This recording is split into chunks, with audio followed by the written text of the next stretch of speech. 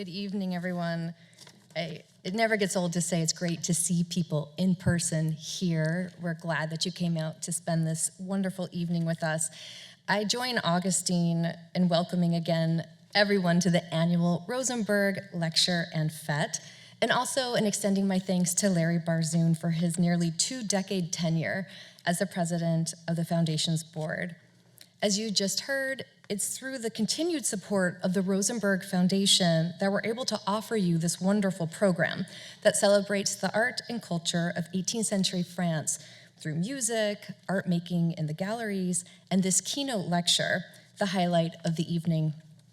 It gives me great pleasure to introduce our speaker, Dr. Lauren Cannady, Assistant Clinical Professor in the Multidisciplinary University Honors Program at the University of Maryland, College Park. A specialist of 18th century French art, Lauren completed her master's degree in art history at Williams College and her doctorate at the Institute of Fine Arts at New York University. Lauren's research and teaching explore artistic production as the material evidence of intellectual trends in early modern Europe and colonial North America. She has published and lectured extensively on this topic, and it's way too many for me to list here tonight, but most recently, she served as co-editor of Crafting Enlightenment, Artisanal Histories, and Transnational Networks, which appeared in the Oxford University Studies and the Enlightenment series in 2021. Her current research project is a book manuscript on early modern taxonomies of knowledge and the ordering of the natural world through patterned gardens and vernacular botanicals. Her talk tonight will take at its starting point one of my favorite paintings in the Rosenberg collection, Nicolas Lancret's charming depiction of a concert in the art collector Pierre Crozat's salon. But rather than focusing on the musicians and their audience in the painting that you'll soon see, Lauren will turn her attention to the imaginary gardens that Lancret painted through the windows of the salon to draw out affinities between garden design, rococo architecture, and ornament. And now, without further ado, please join me in welcoming Dr. Lauren Cannady for her lecture this evening.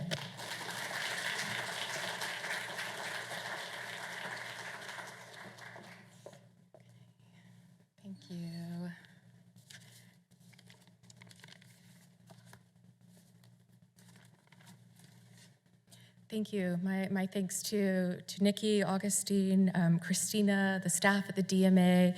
I'd also like to extend special thanks to the Michael L. Rosenberg Foundation for the opportunity to come back down to Dallas to see again and to talk about one of my favorite 18th century French paintings.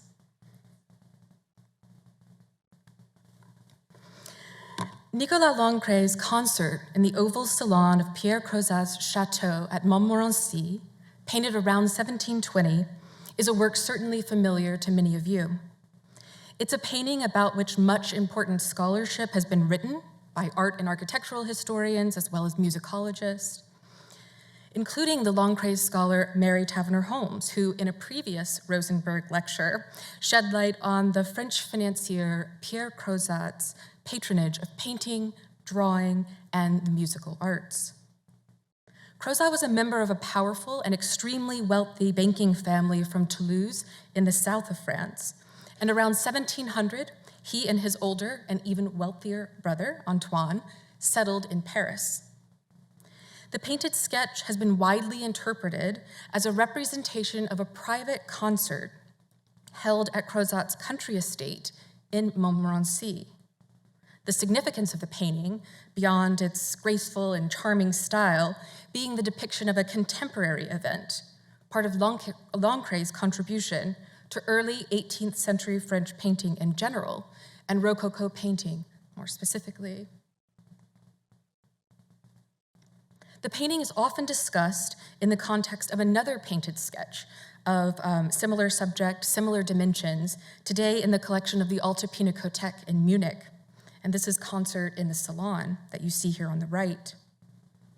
Architectural historian Michel Gallet identified the space depicted in the Rosenberg picture, the one on the left, as the elliptical salon in Crozat's chateau at Montmorency, and in the Munich painting on the right, the rectangular gallery in Crozat's townhouse in Paris, both built in the first decade of the 18th century. The pair remained in Lancret's collection at his death, and it's been speculated that the painter created them in a bid for Crozat's patronage. As an art collector, Crozat was somewhat conventional in his taste, leaning towards Venetian Renaissance and Dutch and Flemish painters, even if his enormous family fortune allowed him to collect at an exceptional level and pace. And although he didn't collect many easel paintings made by contemporary French artists, he commissioned a number of them to decorate his residences, so with ceilings and wall panels. And he supported contemporary artists by offering them stipends and lodging. Crozat's support of artists like the painters Charles Lafosse and Antoine Watteau, both of whom lived with Crozat at various times, was critical in the first 2 decades of the 18th century. At a time when royal commissions, this is during the late reign of Louis XIV and the minority of Louis XV, and a time in which commissions were few indeed. While Crozat didn't own many fête galante paintings, a genre introduced by Watteau and characterized by elite subjects, playing out pastoral fantasies and private retreats, paintings that seem purposefully ambiguous and highly artificial or theatrical. His patronage of Watteau and other contemporary artists meant that he and his residences served as a kind of incubator for the fête galante. And on the left, I'm showing you Watteau's reception piece for admission to the French Royal Academy of Painting and Sculpture, pilgrimage to the island of Cythera, which was completed while the artist was living with Crozat.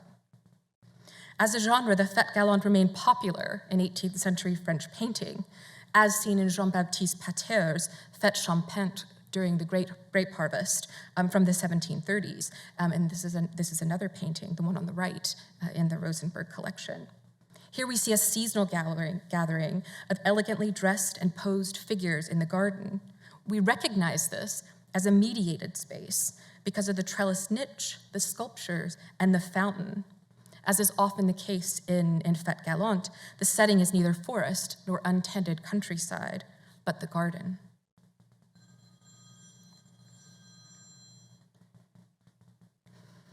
So after that sweeping overview of Fête Galante painting as a genre, I want to shift focus.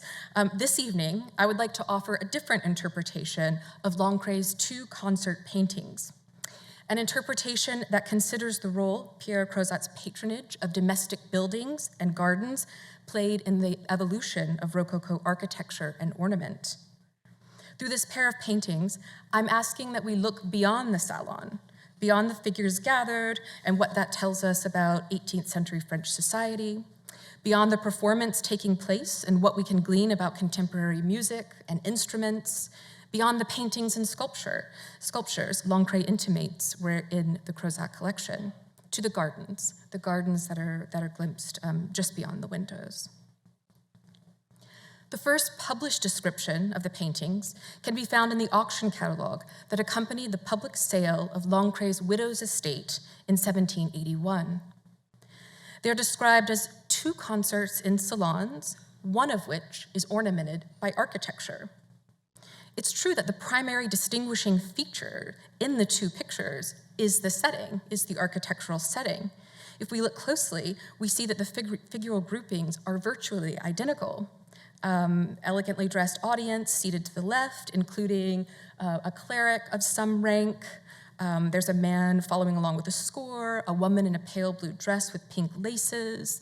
And then for the musicians, we see a man dressed in black playing the double bass, a seated cellist in red and black, and a violinist, and they're all gathered around the piano and the seated singer, roughly in the center of the composition.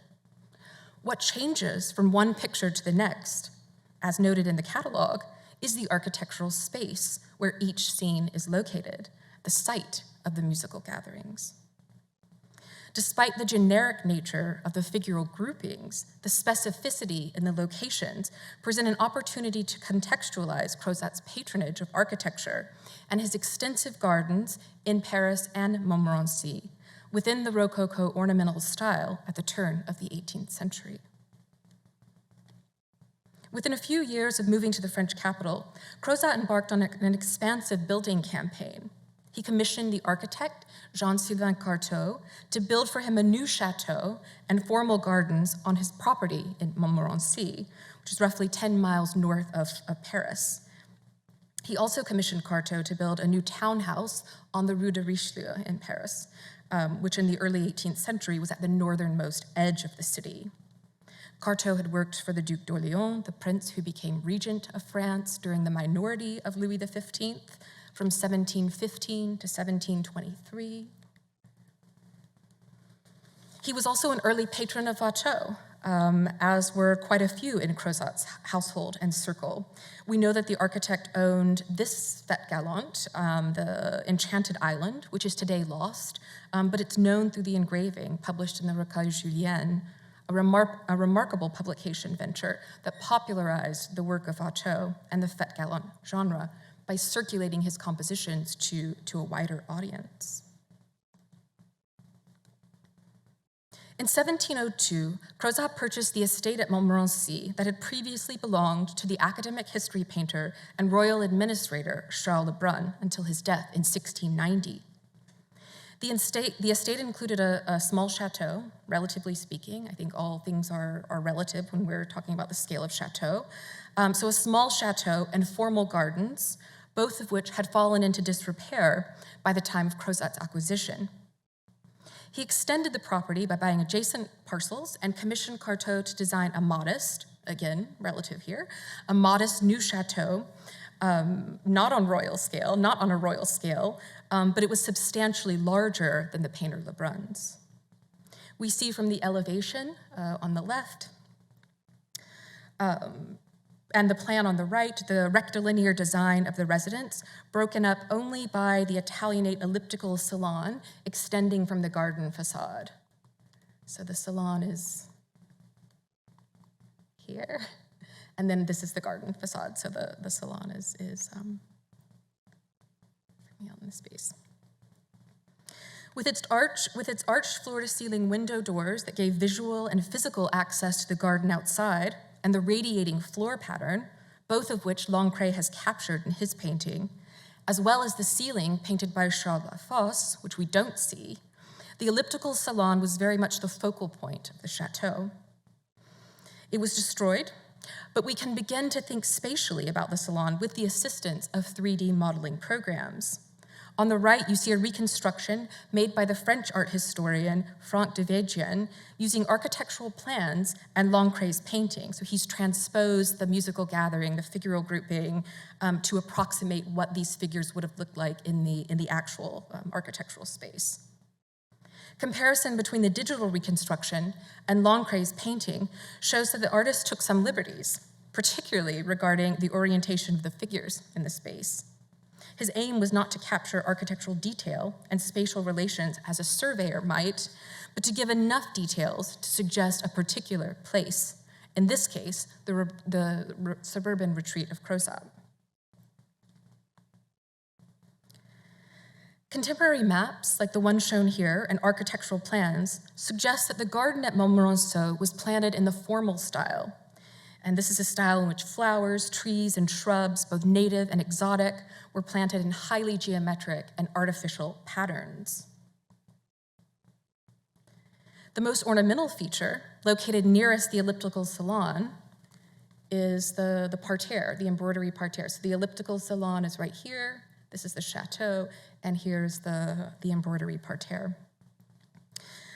Parterre, the flower beds composed of scrollwork patterns and planted with all varieties of flowers and low hedge. In addition to designing the chateau, Carteau designed the garden. It was common practice in the early modern period for the architect to be responsible for both structure and garden design, as the two were understood to be an ensemble. Because ornamental parterres were best viewed from inside a building, their pattern revealed to the viewer looking down on them. They were often situated closest to the building, so this was the part of the garden that was closest to the building. The map legend indicates that Carteau expanded on original designs by André Lenôtre, designer of Louis XIV's gardens at Versailles and Charles Lebrun's colleague there. It's unlikely, however, that Lenôtre had a direct hand in designing Lebrun's gardens. What is interesting about the assumption made by the map maker is that by the first decades of the 18th century, embroidery patterns, like the one planted here at Montmorency, were so synonymous with Le Nothre's work at Versailles as to represent a type, as to be a type. This association of Le Nôtre with Crozat's property also draws concrete connections between the most renowned French royal chateau and gardens of the absolutist monarch and the country estate of the financier.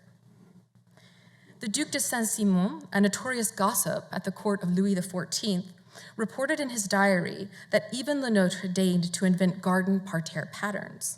Saint-Simon wrote, quote, "Le Nôtre used to say of flower beds that they were only good for nurses, who, not being able to quit the children, walked on them with their eyes and admired them from the second floor." This anecdote, supposedly from Le Nôtre himself, underscores two things: that the parterre was best viewed from above, inside a building, with the viewer looking down on the pattern, and that the purpose of the parterre was primarily a visual one, that it was meant to be looked at and not wandered through. Once again, we turn to Franck de Végien's reconstruction of Crozat's parterre to get a better sense of what would have been visible from the salon where the concerts, like the one represented by Lancret, took place.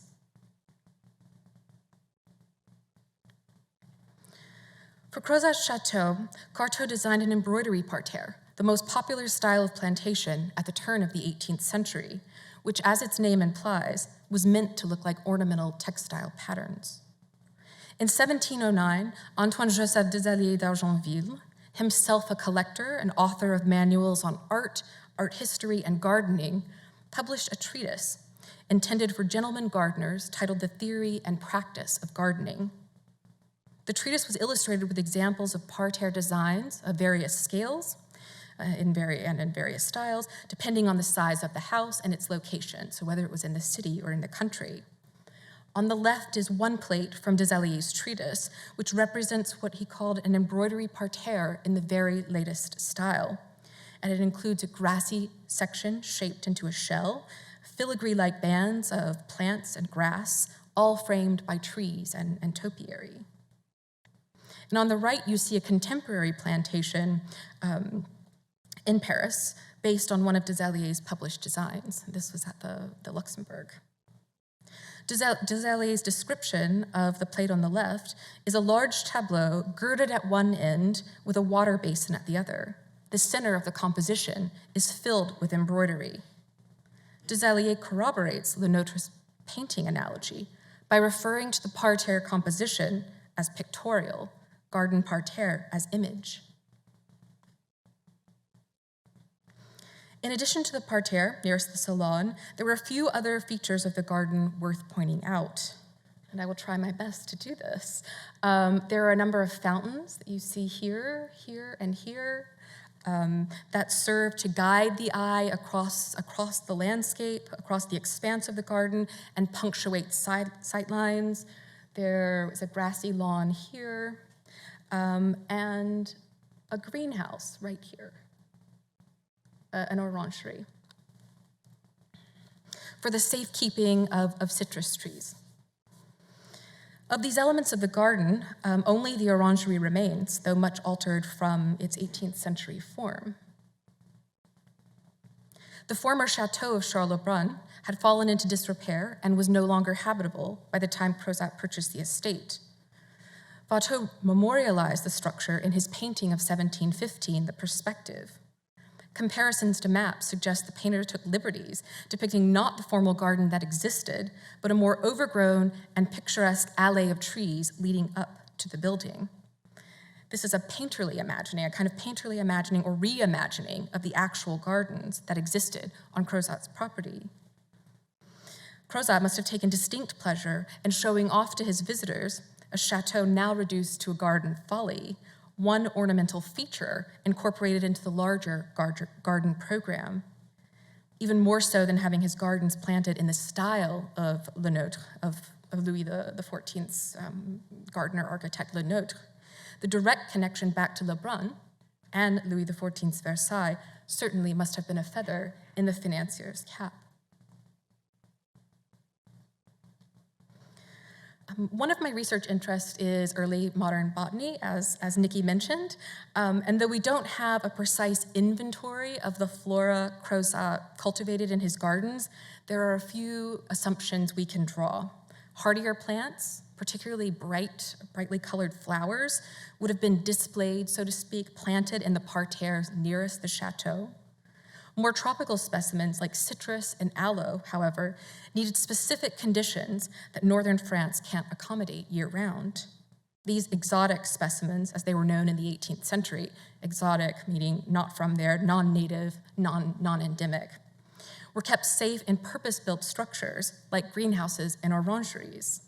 For his orangery, Crozat commissioned the rococo ornamentalist and architect �々𝘀𝑚 to design the long, narrow, gallery-like building, and this is very much built according to kind of standard for 17th and early 18th century greenhouses and orangeries. The facade is made almost entirely of windows, which could be opened for ventilation and to let light in. We know that the building could house up to 218 orange trees in their cases, in their boxes. Most of 𝘀𝑚 designs are exuberant, to say the least, for those of you who are familiar with them. They incorporate an abundance of natural forms, roses, palm fronds, bat wings, seaweed, dolphins. In fact, the architectural historian Michel Gallet wrote of 𝘀𝑚 that he, quote, plundered the entire repertoire of nature, end quote. Here, though, we see 𝘀𝑚 exercising restraint in his design, as befits the functional nature of an orangery. There are a few mascarons and a single figurative sculpture, but otherwise there's very little ornament other than the rustication on the facade. 𝘀𝑚's one concession to the Rococo seems to have been the curved facade, and you get a sense of that in the contemporary photograph on the right. So this is much altered from the original design. A second story has been added, and I think it's used as a music school or something today. So though it's been much altered, the shape of the building, the curvilinear shape of the building, remains true to 𝘀𝑚's original design. And it was completed in 1720, making it exactly contemporaneous with Lancret's paintings. That Crozat had an orangery built on his property signals a level of investment in a high-maintenance version of the natural world. Structures like greenhouses and orangeries were first popularized in Northern Europe in the 17th century as a way to acclimatize and naturalize exotic plants that were being steadily introduced into European gardens, many of them obtained due to colonialism and bioprospecting in the Americas. Bioprospecting, of course, played a huge role in European colonial interest in North America, and it's important to remember that land and natural resource cultivation was a primary reason for enslaving laborers. As I mentioned earlier, more work needs to be done on the actual plants and the kind of origin of those plants in Crozat's garden, but I'm hopeful that such information can be recovered. I'll come back and talk about the, the catalog of plants that I find I dust off in the archive somewhere. But I do want to note Crozat's familial connections, particularly through his older brother Antoine, to the French colonies in the lower Mississippi River Valley, and today the Gulf Coast region. Part of Antoine's enormous wealth came from his investment in the Atlantic slave trade. Louis XIV granted Antoine a trade monopoly in French Louisiana, and this was sole proprietorship of the region. And among the many privileges this position, this proprietorship came with, this post afforded him, was one slave ship of enslaved Africans per year. And this is important to keep in mind in the context of the Crozat brothers, their incredible private wealth, particularly when we're talking about their patronage. Antoine Crozat's proprietorship of the French colonies in Louisiana happened in the exact years Watteau was living with Pierre. And we should keep this in mind too when thinking about what Pierre might have had growing in his gardens. Surely he would have had access to more than would have been available for purchase in commercial nurseries in Paris, directly through his brother's connection, would have given him direct access to supply routes, and any new and exotic plant specimens that were being shipped back from the Americas. And I wanted to show you the two more reconstructions. The one on the left would be if you had stepped right out of the elliptical salon and you were looking down across the grassy lawn to the orangery at the very end that you see here, to make it clear that this was something visible, right? It was a feature of the garden, not a service building completely hidden away. And here's another, if you were standing in front of the orangery and looking back up to the chateau, this is the salon right here, where the concerts took place. So the orangery would have been in full view if you walked out onto the terrace. In Paris, Crozat acquired a large parcel of land on the Rue de Richelieu at the northern edge of the city. And so I'll point out, this is it right here. Here, and that corresponds, now I'm not gonna be able to find it when I'm pressed, but just to orient you, I told you where north is, so you get a sense that he's right on the edge of town. The Hôtel Crozat appears on the Plan Turgot, a topographical map of Paris from the mid-1730s. The map provides a wealth of information for architectural historians, for garden historians, and gives us an idea of the boundaries of the French capital at the time. It's also an important resource since Crozat's townhouse was destroyed in the late 18th century. Though dense, the city is circumscribed in relation to the 20 arrondissements and the extensive suburban development that we know today. Crozat again commissioned the architect Carteau to build a rather palatial townhouse with forecourt, service buildings like stables and kitchen closet. The technology is jumping out at me. Stables and kitchen closest to the street. So the service buildings closest to the street, and then the primary living quarters and entertaining quarters furthest away from the street. All of the rooms on the ground floor terminating in the most important room in the townhouse. And this was the large gallery that's the full width of the building. So the gallery that we're going to be talking about is here, the Rue de Richelieu is here, the street is here, and this is the garden facade that corresponds to this part of the building.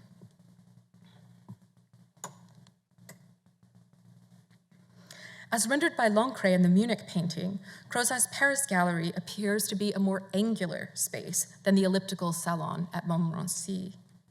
The artist has indicated large windows almost the height of the room and restrained ornament limited to gilt bronze shells on the frames of the pier glass mirrors. And while Lancret has included framed paintings hanging on the wall, we know from the inventory drawn up after Crozat's death that there were very few pictures in this space. He displayed his art collection in smaller, more intimate cabinets in the center of the home. The most prominent decorative feature in the room looks to be the views out onto the garden, the trees visible through the paned glass. The importance of the view of the garden from within Crozat's gallery was something the architect, writer, and teacher, Jacques-François Blondel, noted in his Architecture Française of 1752, a survey of the most notable buildings in France. According to Blondel, quote, "The large gallery was ornamented with 7 trumeau mirrors about 11 feet high. 5 of them were placed directly in front of the windows, 2 others at each end of the gallery." His written description of this space matches Lancret's pictorial one almost exactly. Blondel went on to describe the experience of being in the space. The large mirrors situated across from the windows, he tells us, repeat the spectacle of the garden. His description of Crozat's Paris gallery, with its windows on 3 sides, mirrors hung on most of the available wall space, is that of a kind of garden room. The gallery itself was surrounded on 3 sides by the garden, visible through the windows, and reflected back in the many large mirrors. Painted decoration in the space was relegated to the ceiling. If Blondel's description of a long rectangular gallery, pierced by windows and decorated by mirrors, a decorative arrangement that celebrates the spectacle of nature, as Blondel calls it, brings to mind any space to us today, or to Crozat's 18th century contemporaries, it would be the Hall of Mirrors at the Chateau of Versailles, which was built according to the designs of the royal architect Jules Audouin-Monsard, begun in 1678 and completed in 1684. Charles Lebrun painted the ceiling with images glorifying the reign of Louis XIV. The mirrors were a particular source of pride in this space, celebrating French manufacture of mirrored glass that no longer had to be imported from Venetian artisans. And if any of you have been to the Hall of Mirrors, have been jostled along the designated visitor route, you know just how dramatic the sweeping view of the garden is or can be from that vantage. In thinking about the Hall of Mirrors as a kind of garden room too, there's something else to consider. Before the gallery was an ostentatiously decorated space that was used for ceremonies and diplomatic visits, it was an open-air terrace that connected the king and queen's apartments on the second floor, the garden facade of the chateau. In addition to the construction of enormous side wings, the terrace was eventually enclosed. And what I'm showing you is a contemporary drawing here on the left, where you see the kind of first iteration where the terrace is outside, like it's an open air terrace, and then the facade as it was transformed. So what began as an outdoor space, a terrace for promenading as one might in the garden, was transformed into the most ornamental and formal of all interiors at Louis XIV's palace. I'm still working through this hypothesis, so I'll be interested to hear what you all think. But I want to suggest that the Hall of Mirrors was considered a kind of garden room, or could be considered a kind of garden room, because in a way, it was likened to an orangery, right? Specifically, the new orangery built by Audouin-Monsard for Louis XIV at Versailles. Like the Hall of Mirrors, the new orangery was completed in the mid-1680s as part of the same expansion campaign. It was built underground because it was structural, so it supported the parterres du Midi, which above it, and one of the wings above it, so it's structural. But in addition to being functional as a space to safeguard the king's extensive collection of citrus trees, and structural, holding up the more visible parts of the chateau above, it was also ornamental, right? So it had its own parterre, and then we see the arched windows and doors that mimic the garden facade of the palace. And I really like this photograph from this perspective because I think you get a sense of the facade of the orangery here, and then this, of course, is the Hall of Mirrors here. So we can see them together and compare them. Just this summer, I was able to see the staircase, the super secret staircase, to me at least, that connects the interior of the chateau to the orangery. Its scale, the materials used to build it, so it's made of stone and marble, it has a patterned floor, make it clear that this wasn't a service staircase, right? That this was one made for the king to access his orangery without having to go outside. The orangery and its parterre are not working gardens. The fruit from the trees cultivated there were not meant to be eaten.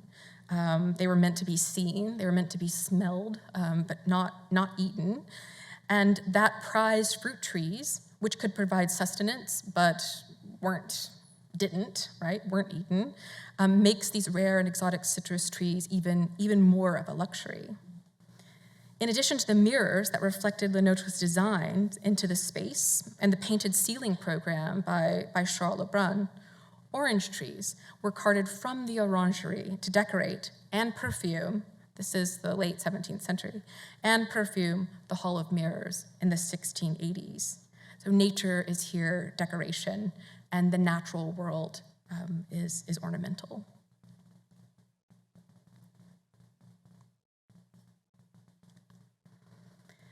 For his Paris residence, Crozat had a miniaturized version of the formal garden at Montmorency made for him, with many of the same features at a diminished scale.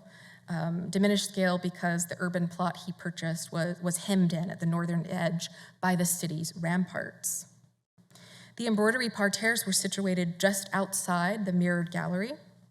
Not content with having only an ornamental parterre, Crozat purchased a plot of land beyond the ramparts where he had a utilitarian fruit and herb garden planted.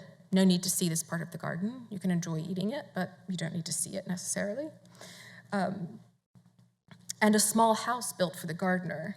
So here is our salon, parterre, city ramparts, so the northern edge of Paris, right, tree-lined, and then this is the fruit and herb garden with the gardener's house right here. So very, very much out of sight. That the gardener lived on site but was out of sight is further indication of Crozat's investment in his garden.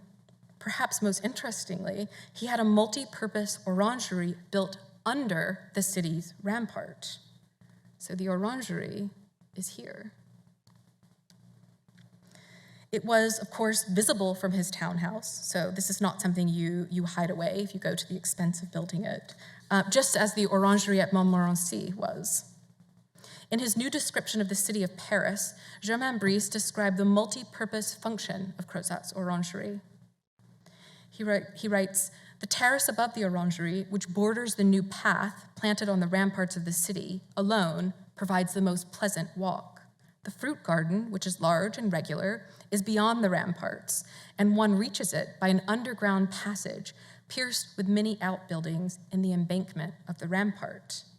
So we can even see here a small access door to connect the two if you were in the ramparts, and imagining access to what was underground, to be able to navigate under the rampart.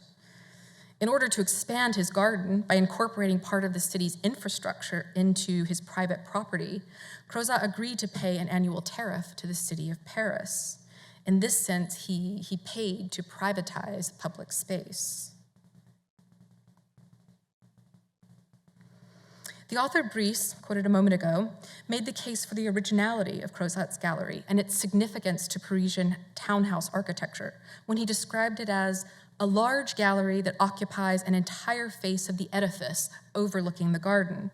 This arrangement, which was first put to practice here, has since been imitated in other buildings. According to Brice, Crozat first introduced the architectural form of the rectangular, mirrored garden room to Parisian domestic architecture. He was the first to borrow the architectural language of the French king's seat of power for a private urban residence. The emergence and popularization of Rococo ornamental interiors was due in large part to private individuals, foremost among them wealthy financiers like Pierre Crozat, who made the city of Paris, rather than Louis XIV's court at Versailles, the center of their world. They had the means to commission new townhouses and have them decorated in the newest style. I began this lecture by characterizing Crozat as a patron of contemporary painters, his homes having served as an incubator, a kind of incubator for the fête galante genre. With the time remaining, I'd like to draw out the ways that Crozat's patronage of architecture was critical to the development and dissemination of the highly ornamental Rococo style in architecture and the decorative arts. The garden generally, and the embroidery parterre specifically, is central to understanding the artificial and ornamental potential of the natural world that is a defining feature of Rococo architecture and ornament and decorative arts, just as the garden was central to Rococo painting, particularly the fête galante genre. For the artists and designers working in the first half of the 18th century, botanical forms served as a point of departure for the decoration of these interiors. The formal vocabulary of the Rococo drew from such organic sources as tree branches, foliage, reeds, palm fronds, and perhaps most frequently, shells. Both of these gilt bronze light fixtures are covered in stylized palm fronds, acanthus leaves, and flower buds. And we can start to see the stylistic changes from the beginning of the 18th century in the chandelier on the left in the Rosenberg collection to the high Rococo of the late 1730s. The wall sconce on the right is from the 𝘖𝙧𝙧𝙧𝙧 in Paris. Visible in this comparison is a kind of loosening of the rigidity of form and an increasingly exuberant organicism. Chairs and other furniture receive similar treatment.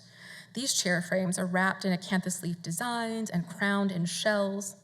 And despite the kind of relentless engagement with natural forms, they are, like the light fixtures, gilded, right, reflecting light, so clearly artificial. The objects imitate the natural world in form, but aim to surpass nature by means of an undeniable and unapologetic artifice. The setting for chairs and light fixtures covered in botanical motifs was most often rooms whose walls were covered in carved wood panels or boiseries. And remember that many of these highly decorated salons look directly out onto the garden just beyond. And on the distribution of pleasure houses, published by the architect Blondel in the late 1730s, the author illustrated variations on the shell motif. So first, he proposed a design for a wall ornament, wall paneling, and then in a design for an embroidery parterre. So you see the wall paneling on the right and a parterre design on the left, and these are contained in the same volume, like how to design everything, right? The parterre design is simplified and a kind of inverted version of the stylized shell seen in the panel on the right. Blondel seems to be thinking about both wall patterns and parterre patterns as a way to kind of compartmentalize and contain these natural forms. That the garden parterre and elements of the Rococo interior were conceived of and understood to be complementary parts of a whole is evident in the partially surviving 18th century interiors at the townhouse of another financier, Abraham Perrin de Maurras, and this is today the Musée Rodin in Paris, if anyone has been. We see echoes of Crozat's Montmorency and Paris residences in the garden rooms, the circular salons contained in the twin pavilions designed by the architect Jean Aubert around 1730. So this is an interior of the salon, and they are here and here at the very edges. And this is the garden facade that you see on the left. The arrangement of the window directly opposite a mirror in the circular space of the salon brightened the room by allowing light to pass through the windows and reflect in the mirrors, but it also multiplied the view of the garden parterre. The gilt bronze frames of the mirrors are composed of clustered leaves, stems, sprays of flowers that are hard to see in that detail. Here's a better image. And the ornate cornice is divided into registers that are teeming with these kind of rhythmic lines of foliated scrollwork and abstracted scalloped shells. This is a realization of the kind of wood paneling Blondel described in his architectural treatise. And in the image on the right, this reconstructed image, I'm showing this because I love that we're just looking at pattern layered on pattern, layered on pattern.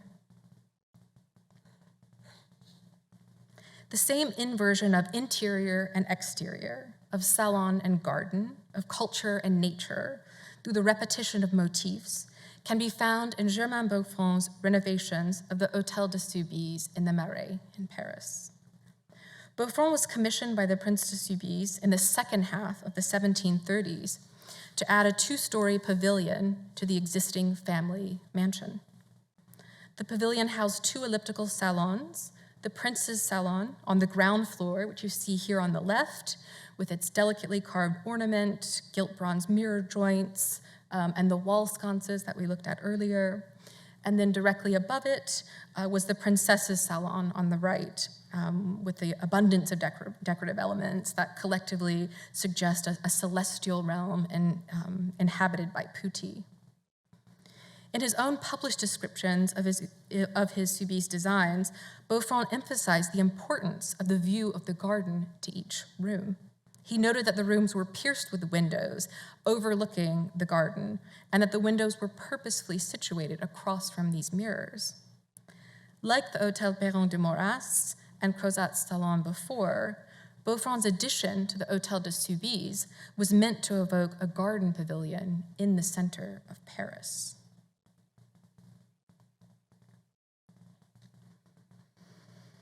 So after all of this garden talk, I think it should be clear that Lancret's imaginings of Crozat's gardens in Montmorency and in Paris were just that, right? Imaginings, painterly gestures to an abundant natural world visible just outside. Surveying the gardens, getting them exactly right, would have not been the point for the painter. Rather, the tufts of leafy trees and the jet of water from the fountain that we see through the paned windows signal the private seclusion afforded by this certain level of privilege. The garden offers one way to think further about the social, historical, and aesthetic implications of patronage of one individual in particular, Pierre Crozat, to the evolution of the Rococo in early 18th century France. Thank you.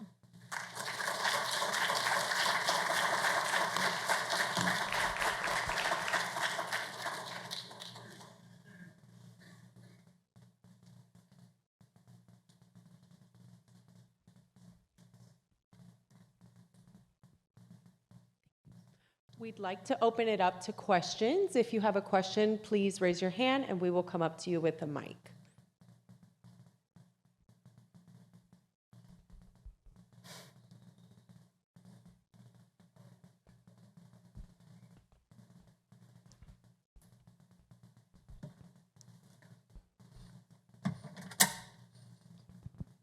Hi, thank you for an amazing talk. I have many questions, but the one that rises to the top of my mind is about that crazy juxtaposition in his Parisian hotel between his private garden and the city ramparts. Mm-hmm. Could you talk a little bit more about what happens sort of symbolically when the private financier's garden runs into the city infrastructure and he essentially privatizes it? That seems really provocative. Yeah, I don't know. I mean, what I've read is that it was very expensive, but that wasn't a problem for him, of course.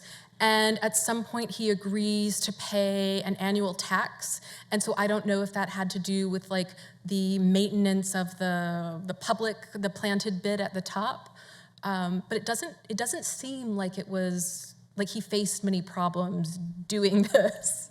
And I should say he'd already bought the parcel on the other side. So he kind of owned both sides and had his parterre on one, had his fruit and kitchen garden on the other, and the orangery is something that he adds closer to 1720, just like digging into the rampart to make these spaces.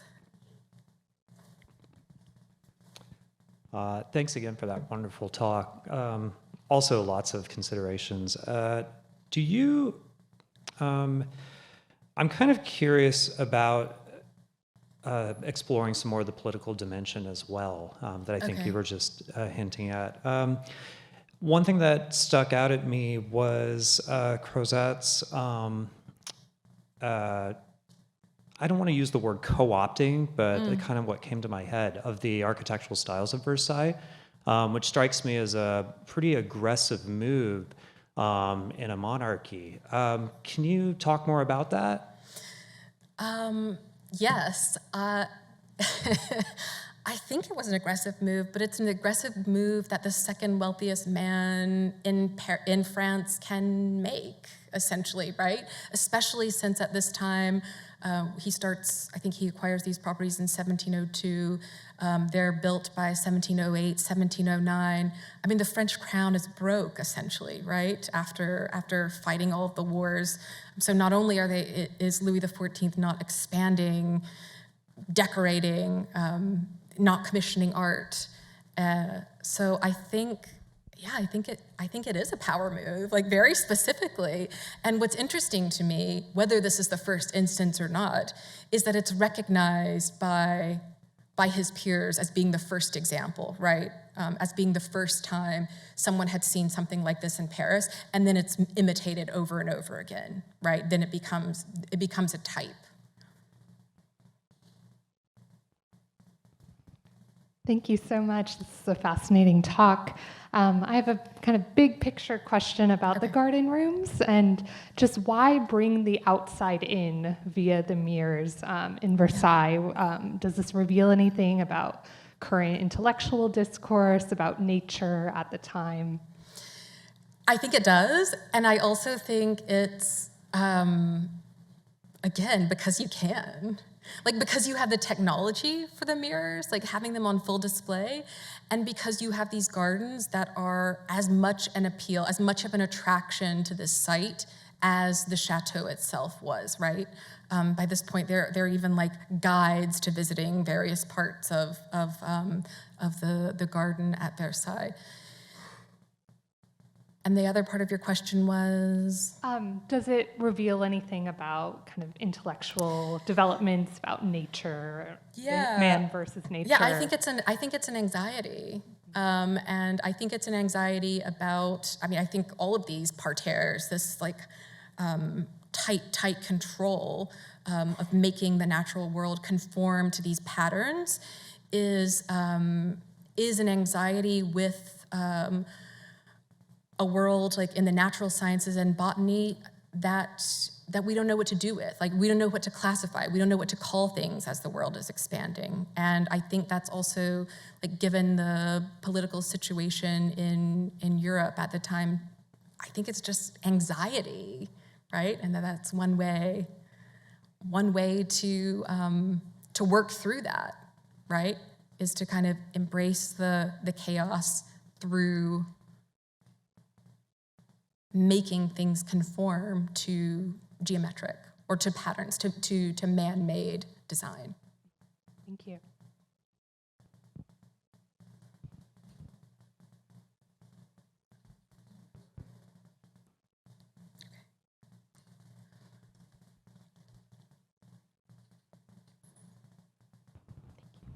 One of my pastimes was besides serving on the Rosenberg Foundation, has been gardening.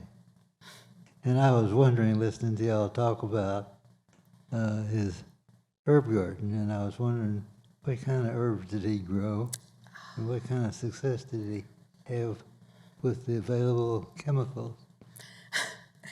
I wish I could answer that. I have no idea. What I can tell you for sure is that Crozat had no success, that he's not the one making the herbs, the flowers, the fruits grow, that he had a gardener living on site, right, who could occupy himself with this constantly. So I imagine the gardener was quite successful. But as to what he has, I don't know. But I'm looking.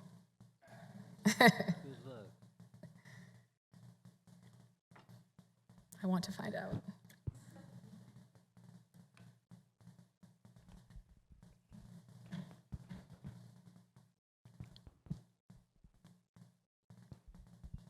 I was wondering if you've, can you hear me now? Yeah.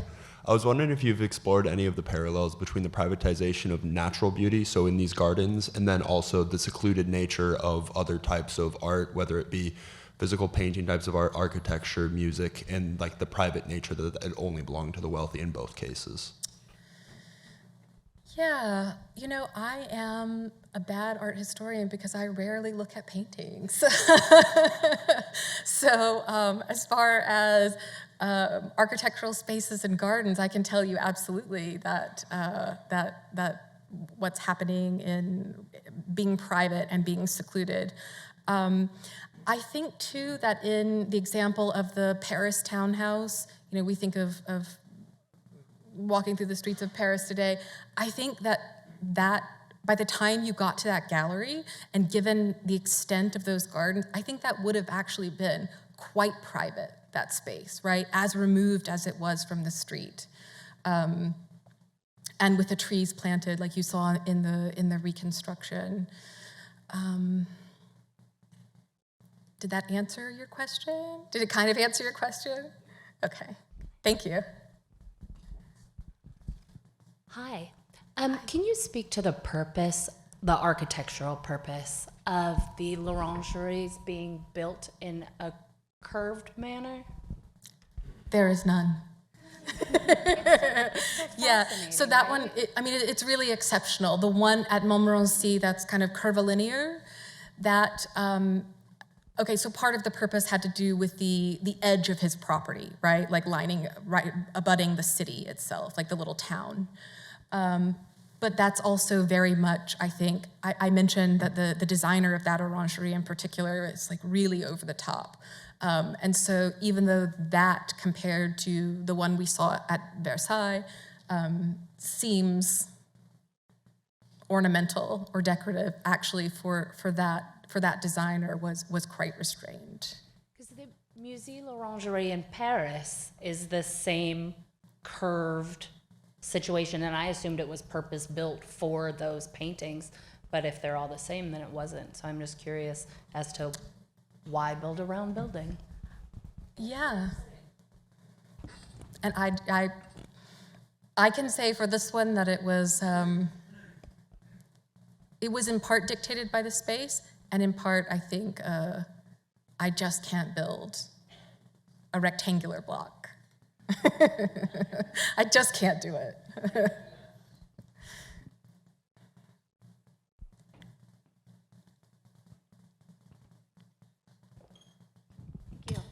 Yeah, so looking at these paintings, I was really struck by the fact that all of the examples of the gardens, and of course, like having been to Versailles and these places, the gardens are like very controlled. Mm-hmm. Like they're very, restrained is not the right word, but definitely like there's a lot of control over it. But that really is extremely not the case that we're seeing in the vegetation here. Mm-hmm. So I'm curious if you could speak to like why the painter might choose to create this kind of like overgrown feeling when that is just like not the style of the gardens that you would see. Yeah.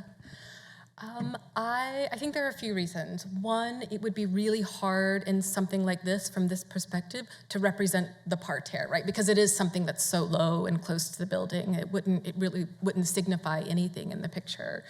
And I think it's to suggest a kind of seclusion and countryside that we know just wasn't the case, right? Like it's something that looks better in the composition, in the picture, but doesn't match the style of gardening, the mode of gardening that we know was adjacent to these spaces.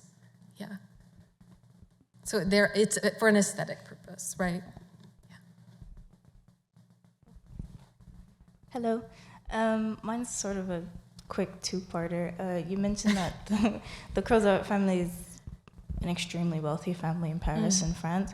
Would the spectators in the paintings be of similar sort of social status, and therefore would they have like parallel residences themselves and be kind of, can we compare theirs to these? A lot of them would, not the musicians, right? But the guests who were gathered there would be peers in some way of Crozat. Yeah, absolutely. And other artists as well. Yeah. I have so many thoughts. I could talk all day, but Where are you?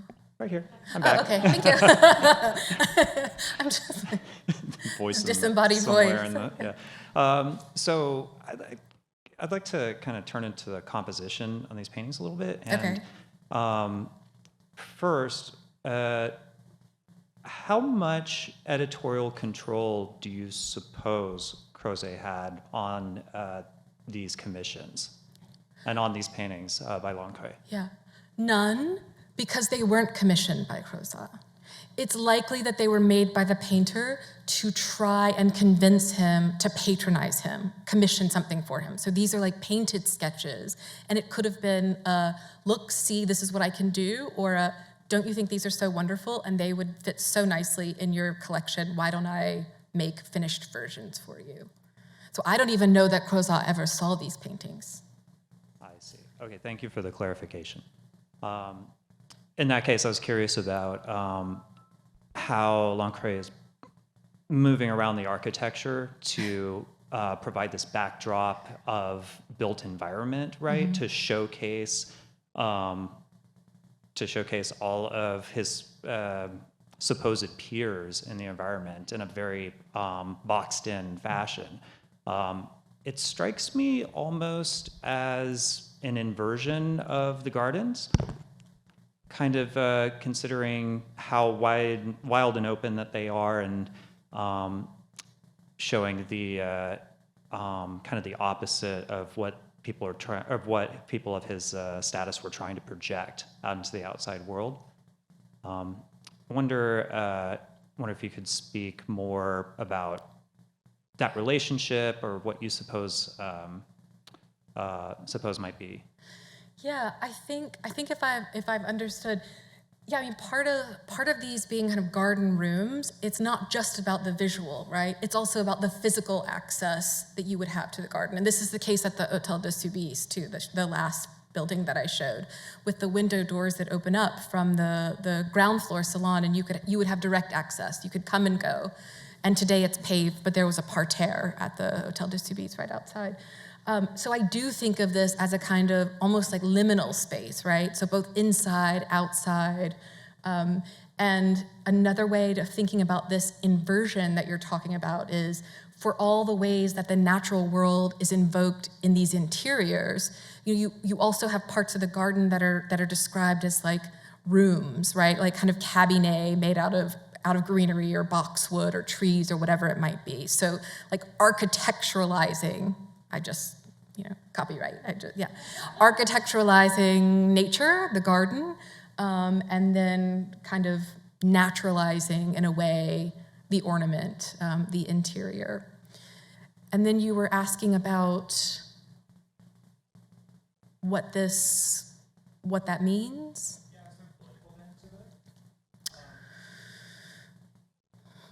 Political in what way?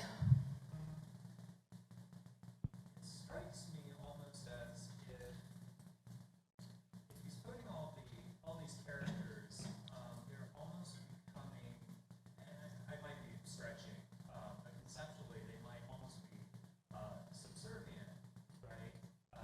In a way, like lower in social status, or trying to bring them higher up, or something like that. I wonder if that might be something. Yeah, I mean, I think certainly this has to do with like patronizing these artists, right? I mean, this is another kind of, look, this is something I can do, right? Like the king isn't doing that, the crown isn't doing this, there aren't royal commissions, and I can have these painters, like I can lodge them and give them stipends and, invite them from Venice to participate in whatever's happening in the garden or in these concerts. Yeah, I think it's, in that sense, yeah, I do think it's political and very purposeful, right? And was understood as such, right? It's not like an empty gesture on his part. Yeah.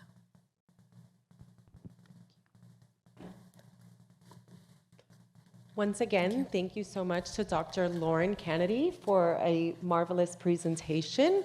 Thank you so much to the Michael L. Rosenberg Foundation, to our trustees, and thank you all for coming out tonight.